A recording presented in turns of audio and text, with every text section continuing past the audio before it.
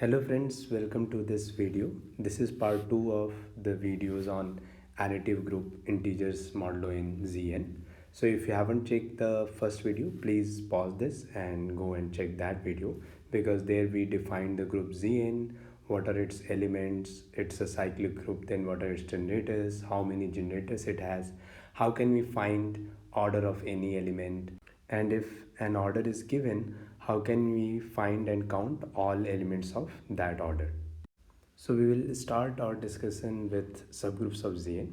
So recall that Zn is a group of order n, and its elements can be identified with numbers 0, 1, 2 till n minus 1.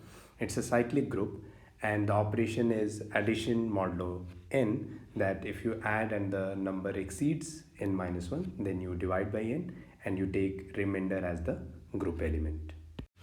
So a very important fact is that any other cyclic group of order n is isomorphic to n. That is, you can say that up to isomorphism there is only one cyclic group, and that is Zn. So best thing is that if in a problem it talks about a cyclic group of some order, you can safely assume that that group is Zn. So classification of subgroups of Zn is quite easy. You take any divisor k of n, and for that divisor you will get a unique subgroup of Zn. That is, the order of that unique subgroup will be k. And of course, since it's a subgroup of Zn and Zn is cyclic, the subgroup also be cyclic, and the subgroup will be generated by the element n over k. So since k is a divisor of n over k is also an integer and it is less than n, and so this subgroup will be generated by this element n over k. So for example, consider the group Z12 which has order 12, and let k equal to 4.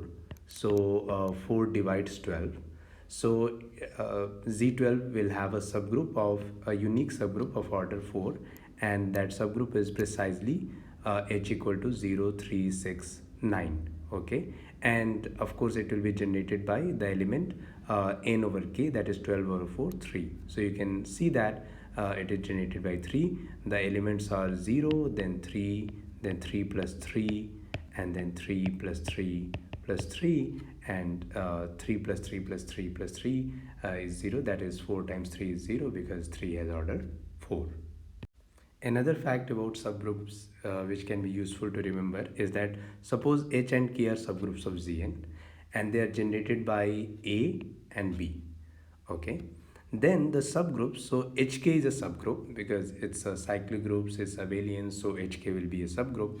Well, I think you know that HK is not always a subgroup. One of them has to be normal, but in cyclic group it is a subgroup. So HK is a subgroup. H intersection K is always a subgroup whenever H and K are subgroups.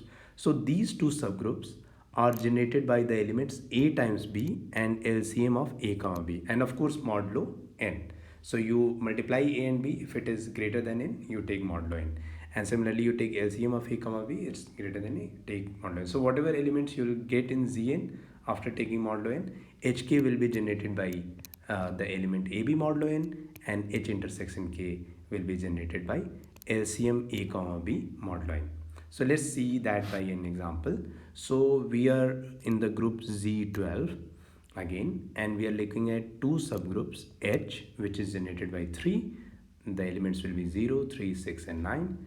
K, which is generated by 6. It will have only two elements, 0 and 6, because 6 has order 2. 6 plus 6 is 12. So then HK will be generated by 3 times 6. But 3 times 6 is 18, which is more than 12. So we divide 18 by 12. The remainder is 6. Okay. So 6 is our group element. So HK will be generated by 6. And so HK is basically K, right? So here HK becomes K. It is 0, 6. And H intersection K will be generated by LCM of 3 and 6. And that would be again 6, right? And H intersection K is also equal to K. Okay, so that's how we can get easily subgroups HK and H intersection K. Next, let's talk about another important concept, homomorphisms from Zn to Zm. How can we find all homomorphisms from Zn to Zm and how can we count them? So let n and m be integers greater than or equal to 2 and let phi be a homomorphism from Zn to Zm. So then phi satisfy this property that phi of x plus y is equal to phi of x plus phi of y. And we have to be slightly careful that this addition here is in Zn while this addition here is in Zm, right? Because our domain group is Zn while range group is Zm. So the additions both sides might be different if n and m are different. So next we'll show that the homomorphism phi is completely determined by the element phi of 1. So phi of 1 is an element in Zm. Let's call this element A. Okay, and 1 is the number 1 in Zn. So why is it so? So let's take any element x in Zn, right? So since 1 generates Gn, x can be written as 1 plus 1 plus 1 and you are adding 1 x times, right? So x is some number between 0 and n and x can be written like that. So we use that. So phi of x is basically phi of 1 plus 1 plus 1 and we are adding x times. Now we use this homomorphism property, and since phi of 1 plus 1 we are adding, we can separate phi on each of 1. So we can write phi of 1 plus phi of 1 plus phi of 1 plus phi of 1. So again we are adding x times and we are using homomorphism property. So basically this is x times phi 1. Okay, and phi 1 we have assumed is a, so this is basically x times a, and of course in case this number is bigger than m, we take modulo m to be in the group Zm. So you saw that if we know that phi of 1 is a, phi of x for any element x in Zn is given by x times a modulo m. So knowing phi of 1 is sufficient to get the homomorphism phi at any group element x of Zn. So let's see that using an example. So let phi be a homomorphism from Z4 to Z6. So here n is 4 and m is 6. Okay, and suppose we know that phi of 1 is 3. Okay, then phi x is equal to 3x modulo 6, right? Because phi 1 is 3, 3x modulo 6. So using this now you can find phi at any other element. So phi of 0 will of course be 0. 0 will always go to 0 under homomorphism. Phi of 1 is, we saw, is 3. Okay, phi of 2 will be 3 times 2, 6 modulo 6. So 6 modulo 6 is 0. So phi of 2 is 0. And phi of 3 will be 3 times 3, 9. 9 modulo 6. And 9 modulo 6, if you divide 9 by 6, the remainder is 3. So phi of 3 is 3. So knowing phi 1 is 3, we completely found the homomorphism phi. So this is our take from this, that any homomorphism from Zn to Zm is completely determined by its action at the generator 1 in Zn. So with this in mind, let's count the number of homomorphisms from Zn to Zm for any n and m greater than or equal to 2. So let phi be the homomorphism from Zn to Zm, be a homomorphism, and we know that phi is completely determined by phi of 1. Let's call it a, which is an element of Zm. And now 1 has order n in Zn, right? So n times 1 is 0 because 1 has order n in Zn. So then we can write phi of 0 is always 0 under homomorphism. So 0 is phi of 0 and 0 is equal to n times 1. So we replace 0 by phi of n times 1. And then using homomorphism property, we can take n out because it's phi of n times 1 is basically phi of 1 plus 1 plus 1 plus n times. And so we can use homomorphism property and it can be written as n times phi 1. And phi 1 we have assumed is a, so this is basically n times a in modulo m. So n times a is 0.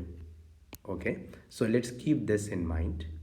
Okay, Now let's say order of A in ZM is denoted by this mod of A. Then mod A of course divides M. So ZM has order M. So order of any element will divide the order of the group. So mod A divides M. But we also have that n times A is 0. Okay. So since order is the smallest number which satisfy this condition that order times the element is 0, you'll see that order of A also divides n. So order of A divides M and order of A divides n. So in fact we can say that order of A divides GCD of n and m. So this is a very important fact. We showed that if phi of 1 is A and phi is a homomorphism, then order of that element where 1 is mapping, order of that element divides GCD of n comma m. So this shows that when phi is a homomorphism going from Zn to Zm, phi1 can't be any element of Zm. It has to be those elements whose order divides GCD of n comma m. So we need to find all elements in Zm whose order divides the GCD of n comma m. So now we use our fact about unique subgroup, since of course GCD of n comma m will divide m, right? Any GCD divides the number. So GCD divides m. So then there will be a unique subgroup of order GCD n comma n in Zm. Okay. So you have a unique subgroup of this order, but then all the elements say that subgroup is H. Then all the elements of H will divide the order of H, and order of H is GCD n comma m, right? So all elements in H can be suitable candidate for A, right? So phi1 can go to all the elements in H. So precisely the elements of H, H is a subgroup of order GCD n comma m, they all divides this number GCD n comma m. So uniqueness of this subgroup shows that there are precisely GCD of n comma m number of homomorphisms from Zn to Zm. So it's a very important fact which you can remember, that if n and m is given, by calculating their GCD you can tell that how many homomorphisms are possible from Zn to Zm. So for example, if you want to find number of homomorphisms from Z10 to Z15, the GCD of 10 and 15 is 5. So there are 5 possible homomorphisms from Z10 to Z15. So now let's talk about isomorphisms. So isomorphisms are homomorphisms which are both 1, 1 and onto. These are basically bisective homomorphisms. So of course, if n and m are not same, there can't be isomorphism from Zn to Zm, because we know that they are cyclic groups, and two cyclic groups are isomorphic only when their orders are same. So n and m can't be different when there is an isomorphism from Zn to Zm. So let n equal to m and let phi Zn from Zn be an isomorphism. Then for phi to be an isomorphism, phi of 1 must be a generator of Zn. So if it will go to a generator, then that generator will generate the whole group through this homomorphism phi. So let's take an example. Let's phi from Z6 to Z6 be an isomorphism. Then phi1 equal to 1 or 5. These are the only possibility. Why? Because what are the generators of Z6? Z6 has order n is 6. So it has generators are the numbers which are relatively prime to 6. These are precisely 1 and 5. So for phi to be an isomorphism, there are only two possibilities. Phi1 can be either 1 or 5. Okay. And since we know that any Zn has phi of n number of generators, there are precisely phi n number of isomorphisms from Zn to Zn. So phi of 1 can be mapped to any of the phi n number of generators of Zn, and that's how you get all the isomorphisms. So let's take an example. Let's take the group Z12. So n is 12. So again, how many generators Z12 has? So calculate phi of 12. So 12, the prime factors are 2 and 3. So 1 half, 1 minus 1/3, so 2/3. So this will be 2 times 3 is 6, and this is 2, so 4. It has 4 generators. And what are those generators? 1, 5, 7, and 11. So phi of 1 can go to 1, 5, 7, and 11, and you get 4 isomorphisms from Z12 to Z12. So now let's look at some problems based on these concepts. So we'll look at some problems which appeared in JAM exam in previous years. So this question appeared in 2014. So it says that let G be a cyclic group of order 24. The total number of group isomorphisms from G onto itself is, okay, so it's asking about number of. So first fact we use that since Z is a cyclic group of order 24, we can assume that Z is Z24, because any cyclic group of order 24 will be isomorphic to Z24. Okay, so then we are asking, the question asks about find all isomorphisms from Z24 to Z24. Okay, so we know that this number is phi of 24. Okay, now 24 has prime factorization. It is 4 into 6, so that is 2 square, so 2 into this, 2 cube into 3, right? Then phi of 24 would be 24 into 1 minus half, so into half, and 1 minus 1/3, so 2/3. So this will be 2 into 3 is 6, so this will be 4, and 4 times 2 is 8. So there will be a total of 8 isomorphisms from a cyclic group of order 24 to 24. Okay, so let's look at another question which appeared in 2015. So it says that let G be a cyclic group and let sigma and tau be two elements of G, such that order of sigma is given to be 12 and order of tau is given to be 21. Then the order of the smallest group containing sigma and tau is. So you have to find the order of the subgroup, smallest subgroup, which contains both sigma and tau. So smallest subgroup in G. So of course, suppose G has order n. Okay, so we can assume that G is basically Zn. Okay, and sigma and tau are in G and order of sigma is 12, so it means that 12 divides n, right? Because order of any element must divide n. And then order of tau is 21, so 21 also divides n. Okay, so if you want the order of the smallest group or subgroup inside G, which contains both sigma and tau, then 12 and 21 will divide that order too. So 12 is equal to, if you look at the prime factorization, 4 into 3, so 2 square into 3, and 21 is 3 into 7. Okay, so what is the LCM of 12 and 21? That would be equal to 2 square into 3 into 7. So that is 4 times 3, 12, and times 7 is 84. Okay, so the smallest subgroup which will contain both of them will be 84, because as this is the least common multiple. Any number less than 84 won't be divisible by both 12 and 21.